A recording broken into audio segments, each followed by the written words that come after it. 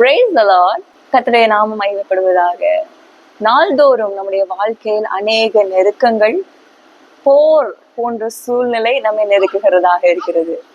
கண்ணீரின் அனுபவங்கள், தேவையில்லாத அலைச்சல்கள், இப்படி அநேக காரியங்கள் நம்முடைய வாழ்க்கையை நெருக்கி கொண்டிருக்கிறது. ஆனால் நம்முடைய கண்ணீரை தேவன் தூரத்தில் வைத்திருக்கிறார். ஆமென்.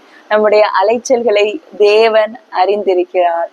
இன்றைக்கு கர்த்தர் நமக்கு கொடுக்கிறதான வார்த்தை என்னவென்றால், தேவன் நம் பட்சத்தில் இருக்கிறார் என்று நீங்கள் அறிந்து கொள்ள வேண்டும் என்று அவர் விரும்புகிறார். ஆமென். எவ்வளவு நெருக்கங்கள் இருந்தாலும், எத்தனையோ அலைச்சல்கள், தேவை அற்ற அலைச்சல்கள் நம்முடைய வாழ்க்கையில் இருந்தாலும், எல்லாவற்றையும் நடுவிலும் கர்த்தர் நம் பட்சத்தில் இருக்கிறார் என்று நீங்கள் அறிய வேண்டும் என்று அவர் ஆவலாக இருக்கிறார்.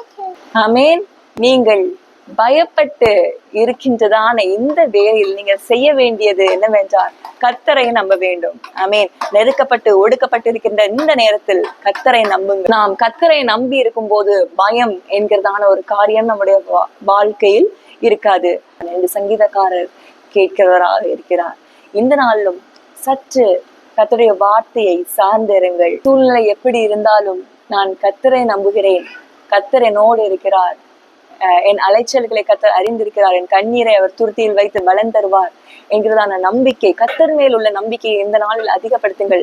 கர்த்தர் எல்லாவற்றையும், நாள்தோறும் உள்ள போர் எல்லாவற்றையும் உங்களுக்காக அவர் மேற்கொள்கிறவராக இருக்கிறார். உங்களுக்காக எல்லாவற்றையும் அவர் ஓய பண்ணுகிறவராக இருக்கிறார். இந்த வார்த்தையின் மூலம் கர்த்தர் உங்களை ஆசீர்வதிப்பாராக. God bless you all.